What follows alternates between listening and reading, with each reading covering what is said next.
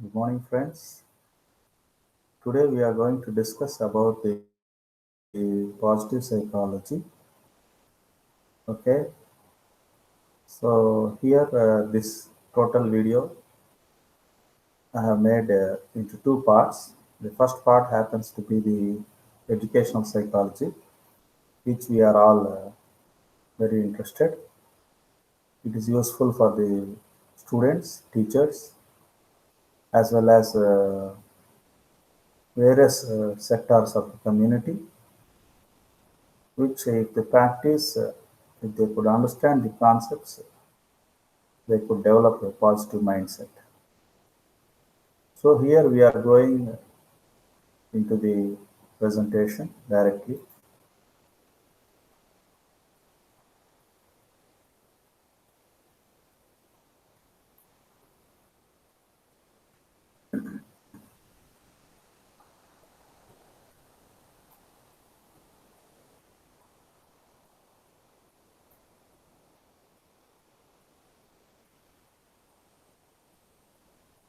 So to preface, I'm Dr. B.K.C. Ganesh.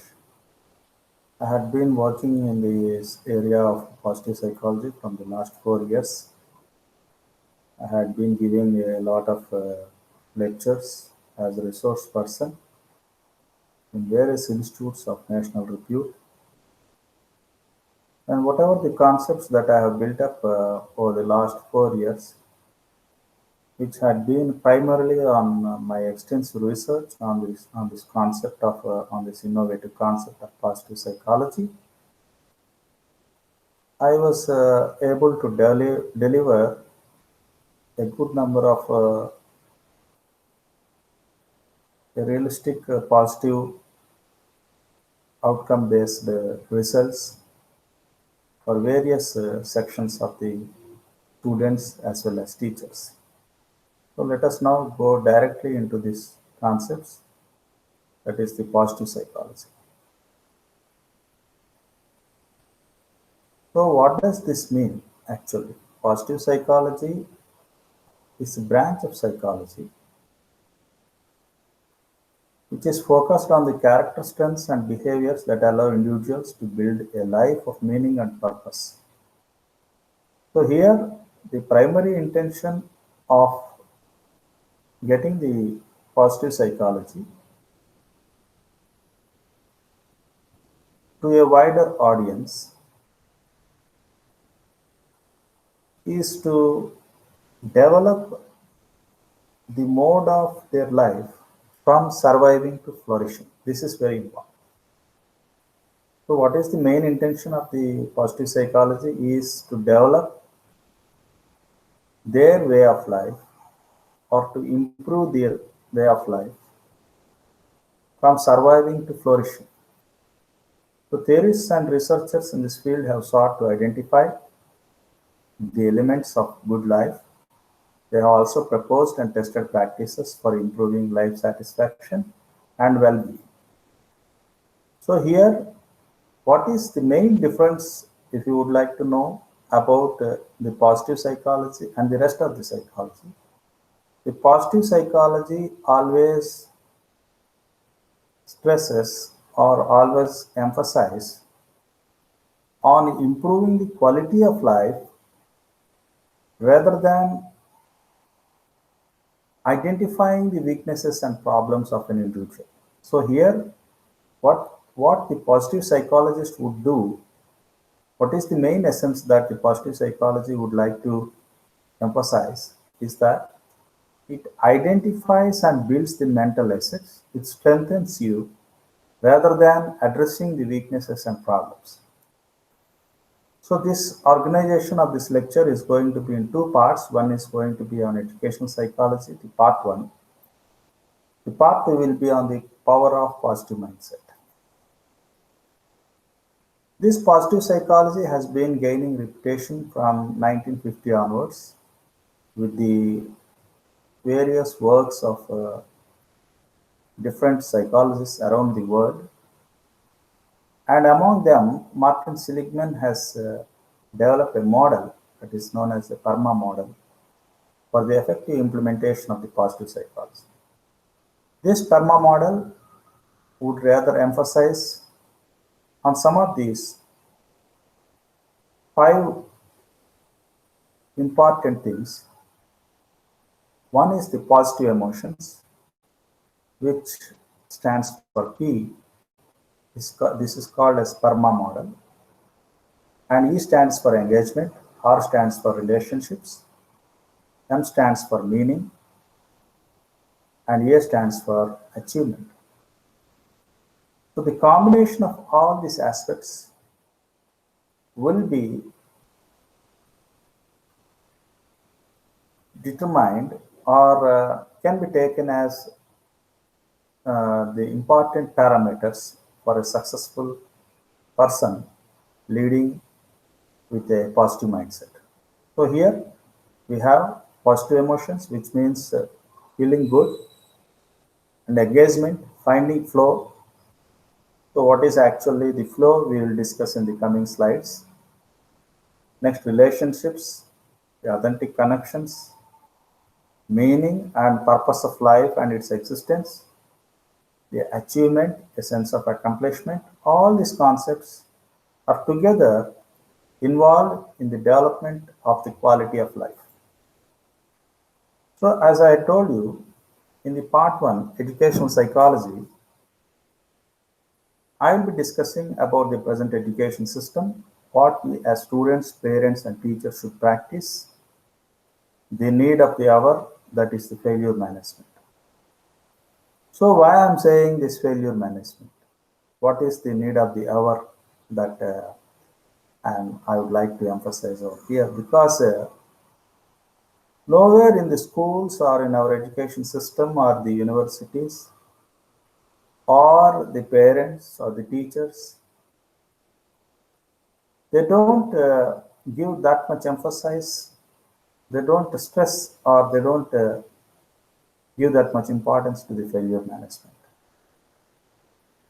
In my view, I believe that when there is a possibility of getting success in any of the achievement or any of the tasks that a person had taken, there is also a possibility at all costs that there is a failure in that particular task. But from the childhood, we are planned or we are programmed by our mindset that only the success is the only factor that is available to us and there is no option that is available to us. And if you want to lead a happy life, then success is only the parameter that decides the happiness or your quality of life. So whenever the students or the individuals or the present day generations working in various sectors, whenever they come across a failure, then they are unable to digest that particular failure. So here, my intention is very clear. I am interested on discussing about this failure management.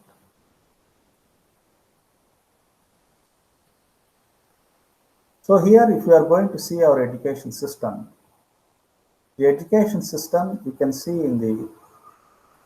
uh, in the visual that I had provided. There are people who are coming with the students coming with a backpack with a lot of books and gadgets and all that. So there is a drain of intelligence, discipline, as well as creativity, and only the mechanized robot sort of the students are coming out of the system, who does not have the creativity, who does not have the discipline or planning. I cannot say the discipline because it's a very big word for a young teenager. I can say it as a planning. Planning is, I think, a synonym for the discipline and, of course, the intelligence. And one more This cartoon shows a clear example how the education system has turned into today's period. So you put in a lot of money, and then the student gets the chance to go into the classroom or a premier institute or an education institute or something like that. So it is more education is more connected with the money. And one more thing is the education system, irrespective of the interest that the students are having in various different sectors, the accounts or the arts or the literature or the music, they are all being driven to a very two or three highlighted professions where irrespective of their interests, they are being trained to pass the examinations, to obtain a seat in the premier colleges and pursue their education. And moreover, the education system, as like had turned in this way, I would like to say a simple example that the education system is somehow this way. If you go to the doctor, there are so many patients, but all the patients should not be given a paracetamol. Okay, paracetamol has got a specific. It's a drug which is used specifically for treating some fever or body aches or something. But without diagnosing a person or without identifying his disease, if you are giving the same tablet to all the people, that is how I could explain the meaning of this particular slide. That is the poor condition of our education system, that it is asking the fish to fly and the bird to swim. So that is the unfortunate situation. And our education system is also going by some standard procedures of conducting some laboratories, some tutorials, passing some examinations, rather than development of the creativity in the particular student.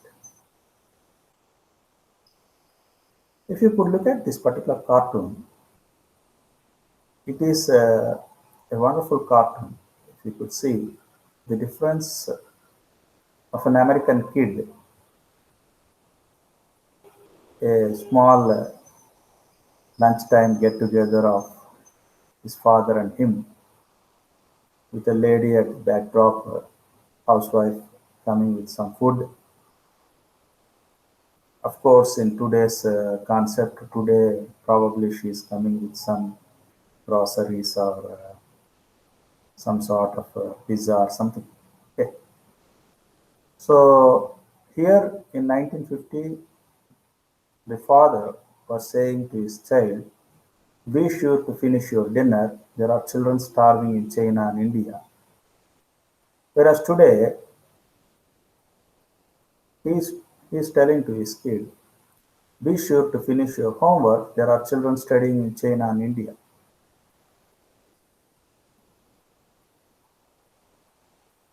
So this photo, as well as the next photo, if you are going to see, the pioneer in bringing out some reforms in the educational sector.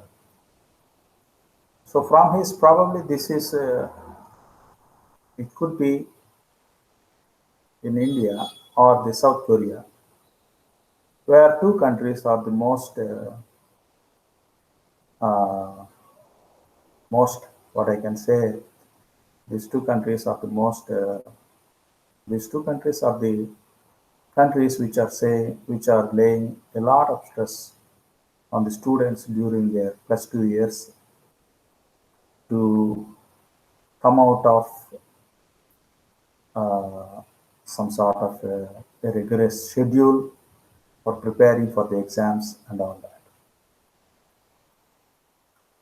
So this is the present educational system where they have study hours, They have long halls. The students get exhausted and they sit for extensive number of hours for their preparation, and and there is a lot of stress that is building up in their everyday life.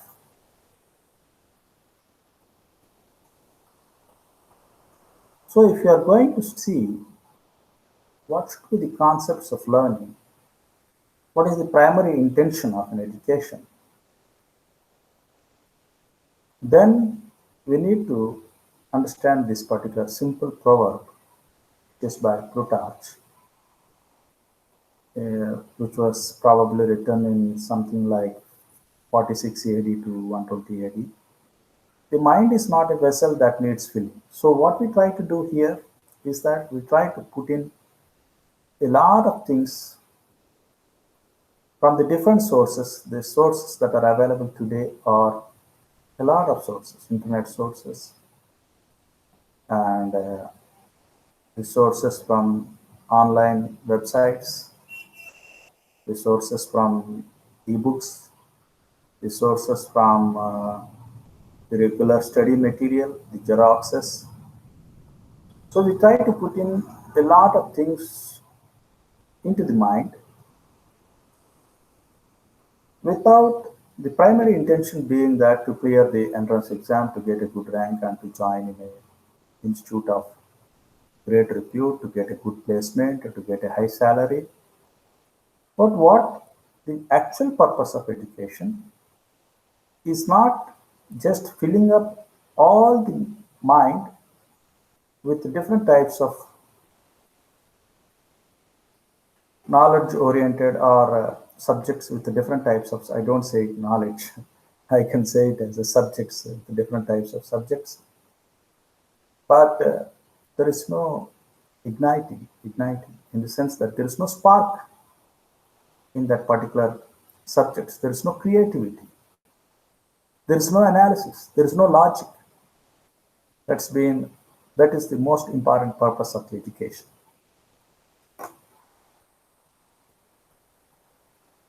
So education is not the learning of facts, but the training of the mind to think.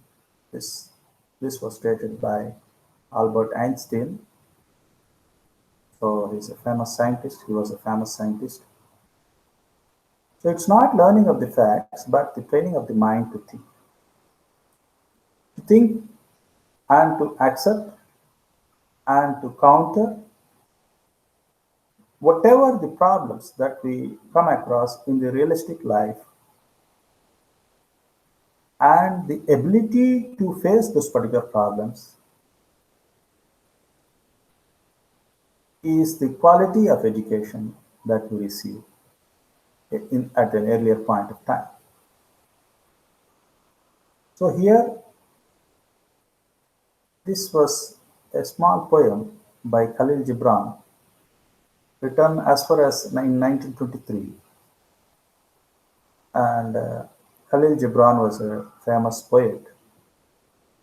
He had written a wonderful book, a small book of 50 pages, on all the aspects of teaching, learning, relationships,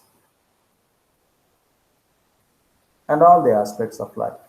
So here he says that how we have to look after our children. He says that, and a woman who held a babe against her bosom said, "Speak to us of children." That means the woman is asking the prophet what the prophet expects to be the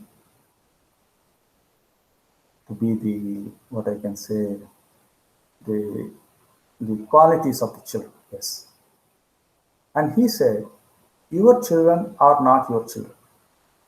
This is a beautiful sentence I would like to tell you. He says that your children are not your children. They are the sons and daughters of life longing for itself. So they are the carriers of the generations. They are the symbolic representation of the life. They are the messengers and angels of various generations. They come through you, but not from you. And though they are with you, yet they belong not to you. You may give them your love, but not your thoughts, for they have their own thoughts. And you may house their bodies, but not their souls, for their souls dwell in the house of tomorrow, which you cannot visit even in your dreams. Not even in your dreams. He is telling, even not, he was telling that not even in your dreams. That means we cannot visit them. Their aspirations, we cannot visualize their adventures. We cannot visualize their achievements, not even in our dreams. He is very clear about that. You may strive to be like them, but seek not to make them like you. So, this is the very wonderful sentence that I liked from this particular poem, for the purpose of which I had incorporated in my presentation. He says that you may strive to be like them, but seek not to make them like you. So, what we try to generally do with our children is that we always try to tell them, don't do this, don't go there, don't stand up, don't sit, don't run, don't climb, all these particular things. So, in the process, what we are trying to tell them is that when they are not being given any opportunity to venture into their own task solving ability, what we are trying to tell them is that we are trying to tell them that you should be like us. We are not giving an opportunity for them to explore their capabilities. So if you are saying that you do this, you do that, you don't do that, you sit, you stand, you go, you run, you climb, this way, if you are giving the instructions, that means you want your next generation also to be like you. For life goes not backward nor tarries with yesterday. You are the bows from which your children as living arrows are sent forth. So what he says is that you are the bows, bow and arrow. Okay? And the children are the living arrows. The archer sees the mark upon the path of the infinite. The archer, in the sense that the God sees the mark upon the path of the infinite, and he bends you with his might that his arrows may go swift and far. He is actually, you are being used as a medium, in the sense that the archer is God, the bow is you, and the arrow is your child. So you are the media in between. So what is that the God wants you? He wants the bow to be somewhat flexible, not rigid, not standardized, not stiff. Because he wants the arrow to go to maximum distance, to an infinite length, to achieve the unachievable things, to go as far, to fly as light, just like a bird with joy, to be happy, to be the most happiest person in the world, to achieve the unachievable. He wants the arrow to fly to greater distances, infinite distances. And for that, what the God wants you is that he wants you to bow. He wants you to have some sort of a flexibility. So what he says is that he bends you with his might that his arrows may go swift and far, Let your bending in the archer's hands be for gladness. For even as he loves the arrow that he flies, so he loves that the bow that is stable. So he wants to see that the bow is stable so that the arrow can be pushed by him to a larger distances. So there is a lot of meaning in the simple some 10 to 15 sentences. Khalil Gibran, the great poet, had incorporated a lot of things. It is like a message for this particular generation of how to bring up the kids, how to develop their abilities, how to give them some sort of flexibility, some sort of freedom, how to make them develop as a complete individuals. So, in any of the course that the students have been taking, their admission or the course of study that they are undertaking, the first 2 years happens to be the most important years. It is something like this that the plant that you are going to, the seed that you are going to put it into the soil, it is our responsibility that for the initial 1 or 2 months, you need to see that whether it is getting ample amount of water, ample amount of soil, and whether the soil is fertile or not.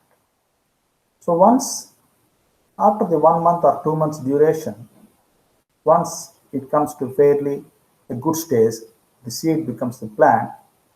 Then with whatever the available sunlight or the rainfall, this the plant can grow. So it is mandatory, it is very essential that in any of the stages, whether they are joining your students or your children are joining in a job or they are going for a program, undergraduate program, or they are going for some sort of a specified training in a very advanced technological institute, whatever the task that they might take up. It's mandatory that you see that whether they are comfortable, whether they have enough money to sustain that particular program, whether they have good accommodation, whether they are getting good amount of training, and whether they have good friends. So all these things it's mandatory. Next, once they have been successful or they have been comfortable for the first 2 or 3 months or probably the 6 months, then you can leave them for their will. And one more importance is the presence of a good teacher. In the role of a good teacher in an education system. A good teacher is like a doctor who heals ignorance and an artist who inspires creativity. Today, what we are enjoying is due to the hard work of many scientists, engineers, doctors, etc. For example, the Tesla. Tesla was a great scientist from Austria who had traveled all over from Austria to United States to make his dreams come true. The main mindset of Tesla is to make energy available to the masses, where he had tried or he has ventured all his lifetime for the benefit of the humanity in developing the electricity to pass through various hundreds of kilometers distance. So he is the pioneer. Today we are able to enjoy the electricity because of the wider experimental setups of Tesla. So now coming to the actual part of the student, we should understand as a parent or teacher that the student or for a particular problem, there is also a third side for the particular problem. So we as a parent give all the requirements for our children, give join them in the best coaching institute, pay huge amount of fees, and give him all the amount of requirements, the gadgets or whatever these things. Then sometimes it happens in such a way that this is precisely, I am coming to the third part of this, last and final part of this presentation, that is the failure management. So, and finally, he sits for the exam, and probably he is not nearer to getting a good rank in the particular institute. So we have to understand that for any particular problem, there are two persons associated. For example, a student and a father. And the father blames that the student is not able to clear the exam or get some good rank or get it into some good institute. But we have to understand that for any of this is not only for the educational purpose, this is not only for the entrance examination purpose, this is not only for confined to the education, but in general, if you are going to see or if you are going to take any particular problem, there is a third side of the problem, that is the environment.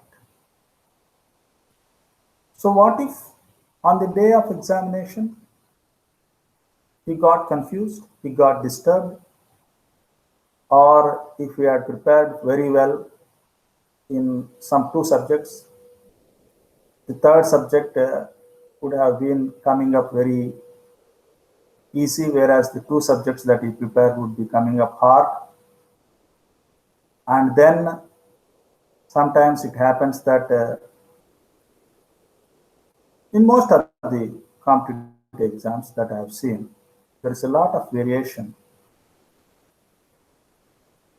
from the past, from 20 years back, the way the entrance exams were conducted in this country, to the present scenario. Today, most of the questions, they are programmed to give the right answers in various sectors. The pattern of questions or the question paper pattern has drastically changed. That is, the question paper is not emphasizing on picking up the wrong answer, but the right answer.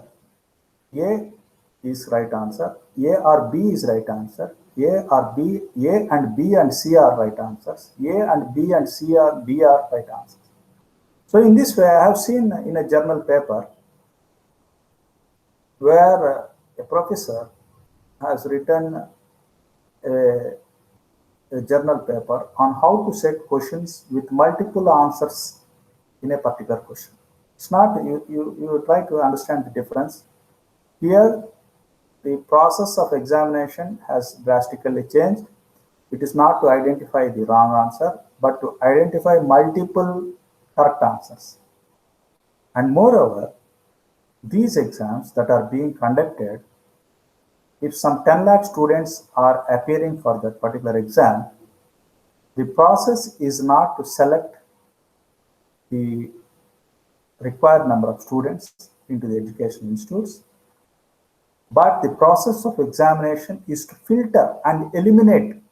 I'm saying again, the process of examination is clearly to filter and eliminate and select only 10,000 students of 10 lakh students. That is where the environment comes into the picture.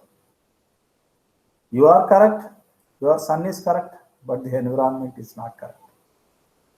The environment is not a selection process.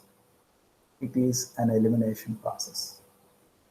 We don't try to understand that. There are only 10,000 seats in those premier institutes, and 10 lakh students are preparing or writing the exam. 1 is to 1,000, there is always the possibility of failure. So here, what is the solution for this particular third side of the problem?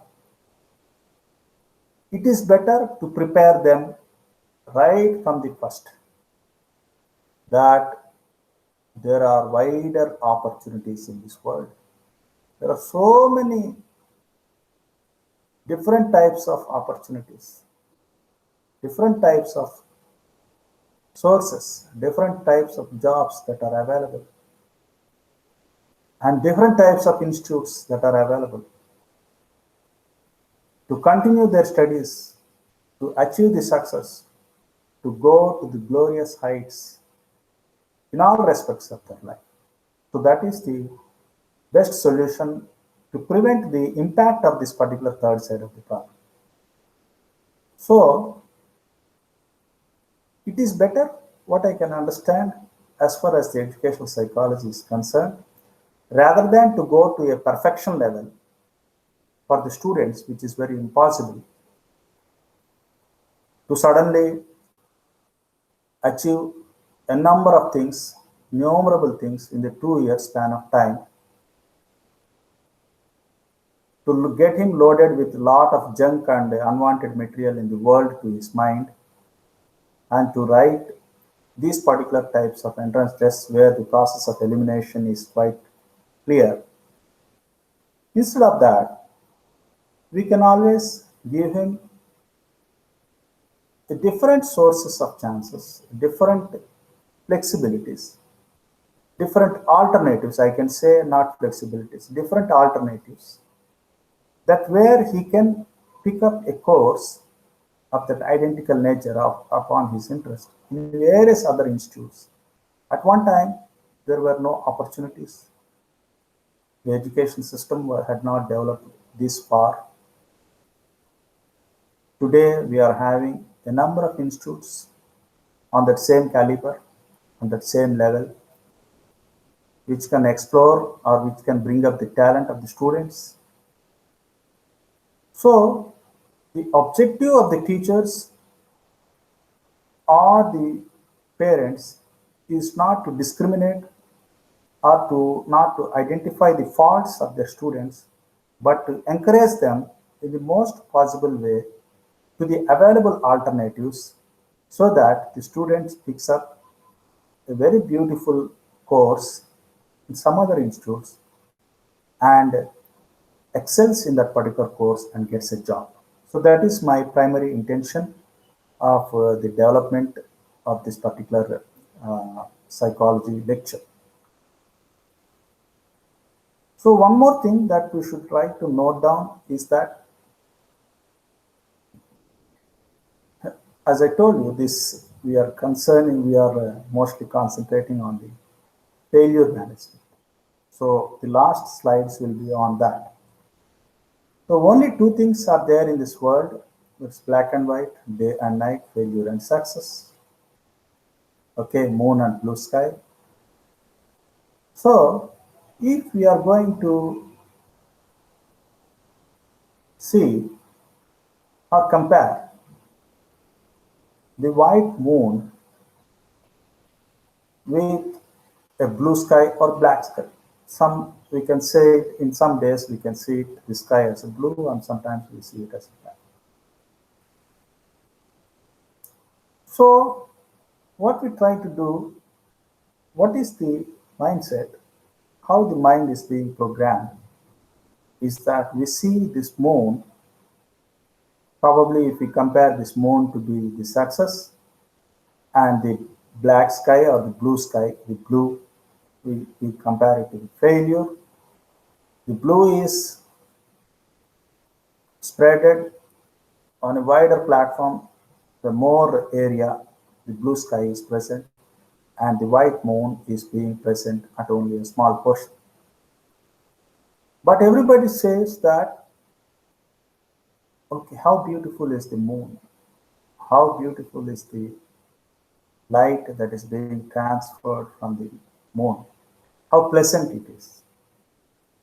So we only give the credit to the moon, but the credit also should go to the black sky, the failure, because the background, we forget about the background. The background is if the moon wants to get elevated, though the success is only small, we are giving importance to the success, a small portion, but it is the background that is the failure, the blue sky or the black sky, which is equally important to elevate that small portion of the moon. That is the success. If there would have been a white sky, the presence of moon would not have been elevated. We don't appreciate the rays of the moon. We only appreciate the what I can say. We cannot appreciate anything out there because the moon is white and the black. The sky is also the backdrop, the background is also white. There is nothing to appreciate. So here, what I would like to say is that failure is as important as the success. The failure teaches you the experience. The failure makes you successful. The next time you would like to take up the task. So this experience could not be brought up somewhere else, but only with the failure you can become successful in your life, in all aspects of your life. So for all this particular process in the education, learning is a very important task. Learning is again, if you are going to remove the letter L, it is going to be giving you the meaning of earning. So learning will always at some point of view will get you some good earnings. So the process of learning starts as soon as you are born. So we find young born children learn a lot of alphabets, lot of words by their curiosity. They watch their parents, their grandparents, their maternal uncles, aunties, how they speak and gain some words. So this is a beautiful example of how the learning takes place, even when you are a child. So this learning is a continuous process. You have to upgrade yourself, and this learning has to be in such a way that there should be some amount of flow in whatever you are learning.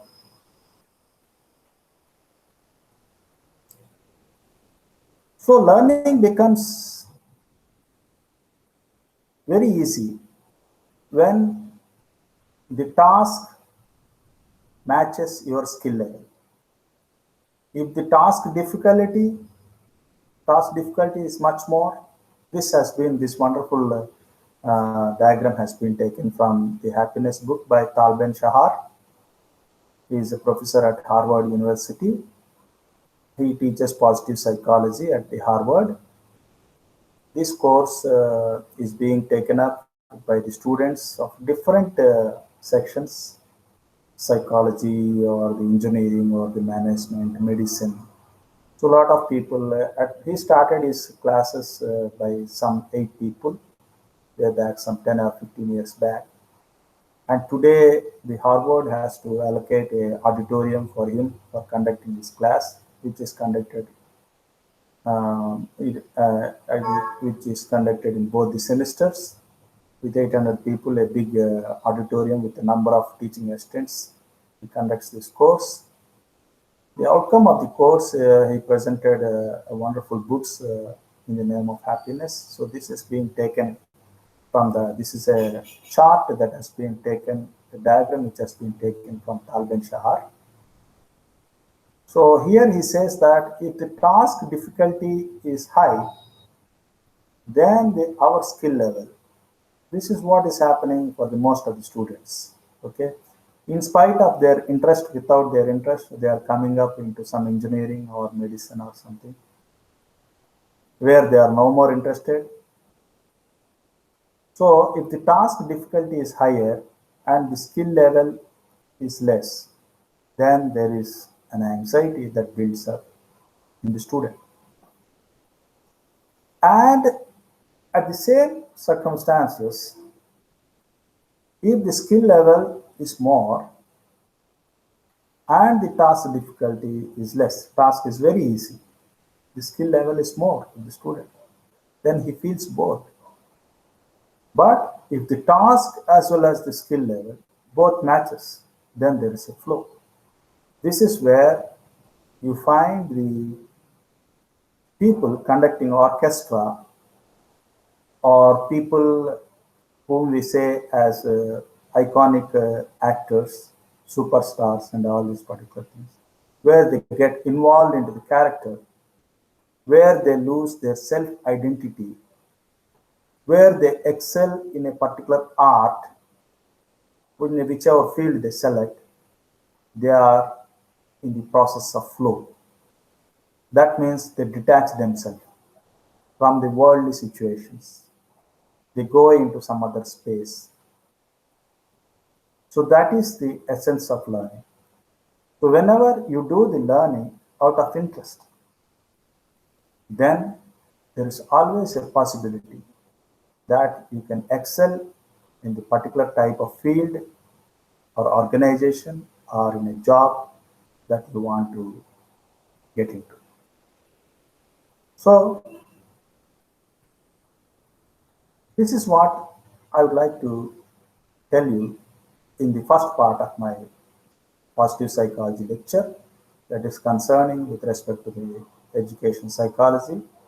So these lectures have been developed by me out of a number of requests that have been coming up of late from various people to present it in online form, in the form of some YouTube lectures.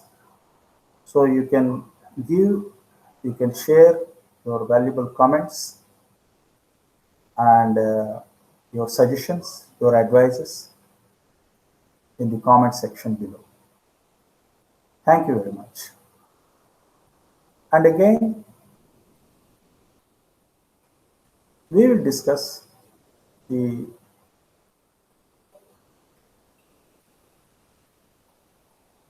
programming of the brain or the mind,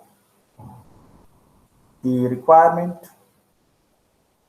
to develop the capacity and capability of positive mindset, the importance of a beautiful mind, a refreshed mind in our day to day in achieving our tasks. These are things we will see it in the positive psychology part 2 video, which will be uploaded very soon.